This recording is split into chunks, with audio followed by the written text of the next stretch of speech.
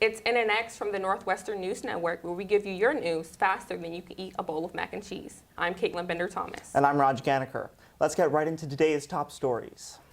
Northwestern's construction partners and city planning staff shared updates to the Ryan Field demolition last Thursday at a virtual 7th Ward meeting.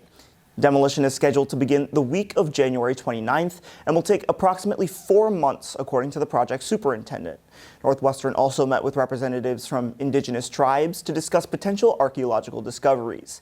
They will be involved in any artifacts discovered during the demolition. Other logistics were confirmed during the meeting. Trucks will use a single roundabout when driving to and from the stadium to avoid trucks driving on Central Street and disrupting the nearby business district. NNN will keep you updated on Ryan Field updates and future plans.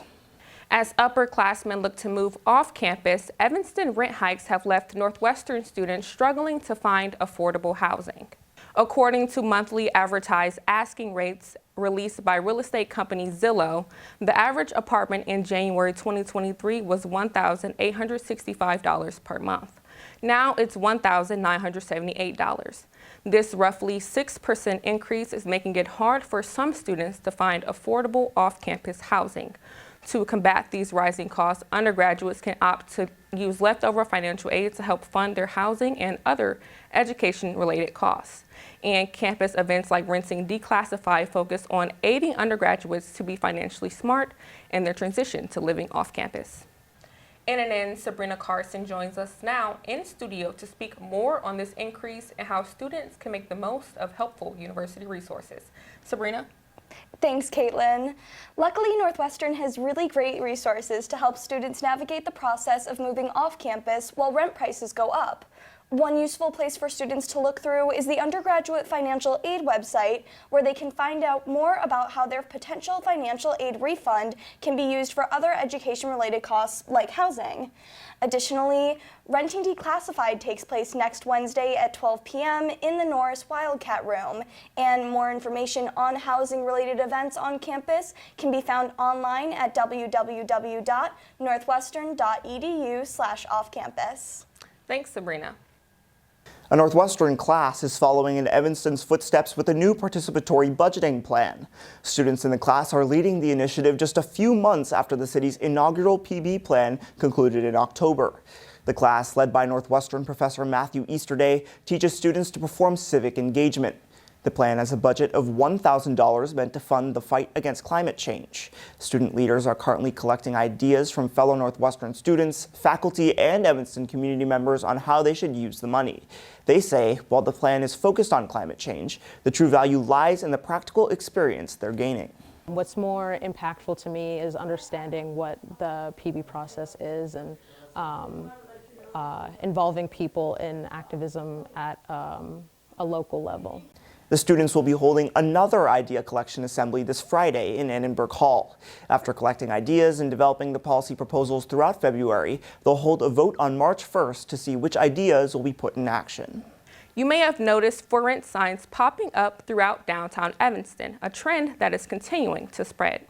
Over the past few years, several small businesses ranging from retail to dining have closed throughout downtown Evanston.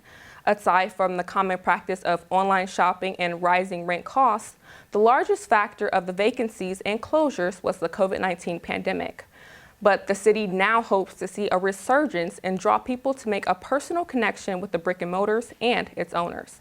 A downtown Evanston favorite is Seville Flowers, which has been around for over 80 years. And just last month, Sky Zone jumped into business with their trampoline park. Downtown Evanston hopes that with the projects on the horizon, it will help businesses, big and small. Though the cold air is keeping winter on our minds, students were able to head indoors to dream about warmer days and their summer plans. Northwestern's annual Summerfest was held last Wednesday in the basement of Shepherd Hall. Multiple campus offices, including residential services and the Office of the Provost, gave students a chance to explore summer opportunities in Evanston and across the globe. Students were able to network, review their resume with a career advancement staff member, and search for summer internships. We want them to walk away knowing that there are lots of offices at Northwestern that exist to help them meet their goals outside of the classroom and help them pursue what might be an academic or intellectual interest or a career interest. If you're not able to make it to Summerfest, information can be found on the websites of the offices that attended, as well as with your academic advisors. For students who are missing their pets at home or those who are looking for a way to beat the winter quarter blues, a solution lies just minutes away. NNN's Allison Miller checked out what it is all about. Oh, just a year old, sweet thing. Hi. Evanston Animal Shelter welcomes cats, dogs, and a committed team of volunteers. Board member Michael Calloway is one of them. Depending on the shift, maybe half to a third are students. Adoption counselor Vanessa Breckling says Northwestern students are among those leaving the largest impact.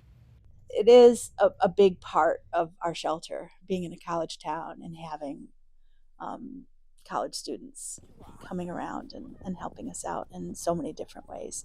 All Paws In is Northwestern's campus animal shelter advocacy and volunteer group, making contributions in person and across social media. The All Paws In, they do a nice Instagram showcase of our animals, so that's really nice. Volunteers take on tasks big and small, from cleaning cages to taking the dogs on 4 walks a day. It's really rewarding because probably a lot of students can't have animals in their dorms, so being able to spend time with either cats or dogs and helping them out. Despite engaging with different animals, Breckling and Calloway share the same opinion. Volunteering doesn't feel like work. It takes you out of yourself, these animals. They completely take you out of yourself. And whatever I've been thinking about all day goes way out of my mind when I'm here. Making a difference, one canine and feline at a time.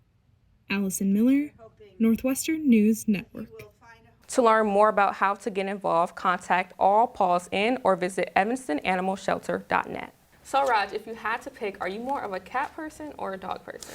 Well, Caitlin, I would have to say I'm more of a dog person. All of that happy energy, it's just for me, you know? What about you? That's so fair. If I had to pick, I like both cats and dogs, but if I had to pick, I would probably get a cat first.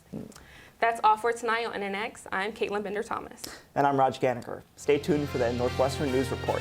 Have a good night.